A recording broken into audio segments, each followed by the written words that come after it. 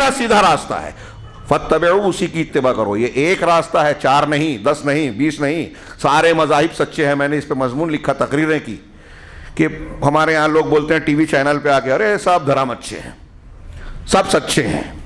اچھائیاں ہر جگہ ہے لیکن سچائیاں ہر جگہ نہیں ہیں. دھیان رکھیے گا، سارے مذہب سچے اچھے ہیں. دنیا کے سب سے بڑے دھوکے اگر اکٹھا کیے جائیں کہ چند ایک سب سے بڑا دھوکہ اور فریب ہے تو اس میں سے شاید یہ اول میں شامل کیا جائے. انسان کو گمراہ کرنے والا، جس مذہب اور جس باطل چیز کو مان رہا ہے اس پر مطمئن کرنے والا کہ ارے ٹھیک ہے ہمارا دھرم بھی ٹھیک ہے. نہیں، ہم کو سچا اور اچھا دھرم وہی بتائے گا جو ہمارا پروردگار ہے، جس نے روزی پانی کا انتظام کیا، اسی نے ہماری ہدایت کا انتظام کیا. جو زندگی کے دوسرے مقاصد بتاتا ہے وہ یہ بھی بتائے گا کہ ہم کو زندگی کیسے گزارنی ہے، اس کے پسندیدہ مذہب کون سا ہے. اسی سے پوچھیں گے جو پالنہار ہے، اس کائنات کا رچائتا ہے، بنانے والا.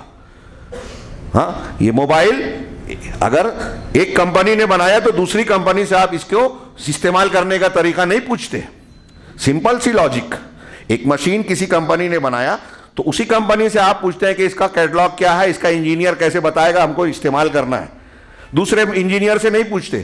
ہم کو اور آپ کو کائنات کو اللہ نے بنایا اور ہم کو زندگی گزارنے کا، زندگی کا مقصد، طریقہ کار کوئی دوسرا بتائے گا؟ رب العالمین ہی بتائے گا نا. اور رب العالمین نے بتایا، کس طرح بتایا؟ رسولوں اور کتابوں کے ذریعے. اب جو یہ اعتراف کرے کہ ہمارا پروردگار اللہ، ان الذین قالوا ربنا اللہ، جن لوگوں نے کہا کہ ہمارا پروردگار اللہ ہے، ثم استقاموا، پھر اس پر جم گئے. رب ہونے کا مطلب یہ کہ اب جب وہ رب ہے تو عبادت کے لائق وہی ہے، بندگی اسی کی. نہ عیسیٰ علیہ السلام نے ہمیں پیدا کیا، نہ محمد رسول اللہ صلی اللہ علیہ وسلم نے، نہ کسی پیغمبر نے، نہ کسی دیوی دیوتا نے، نہ کسی فلاں اور فلاں نے. لہٰذا جس نے پیدا کیا، جو زندگی کے سارے سامان دے رہا ہے، اسی کا حق ہے کہ ہم اس کے سامنے جھکیں، اسی سے مانگیں، اسی پر بھروسہ کریں، اسی کی عبادت کریں.